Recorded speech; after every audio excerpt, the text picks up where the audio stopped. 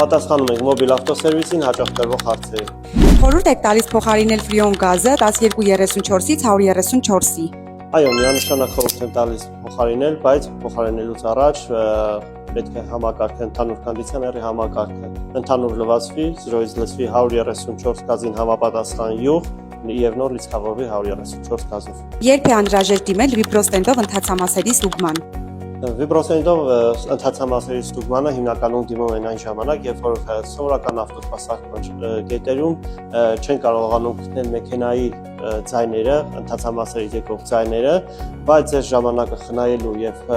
ֆինանսը խնայելու համար խորհուրդ է տրվում միանգամից դիմել մոբիլ ավտոսերվիս, որտեղ վիբրոստենդով ընդհանուր ստուգման արդյունքում մենք կարող ենք ձեզ ասել, թե ինչ ընթացամաս է պետք, որտեղից է ձայնը եւ այդ ամեն ինչը մենք վերացնում ենք։ Քանի կիլոմետր վարելուց հետո է խորհուրդ տրվում փոխել շարժիչի յուղը եւ յուղի շատ սևացած լինելը խնդիր է թե ոչ։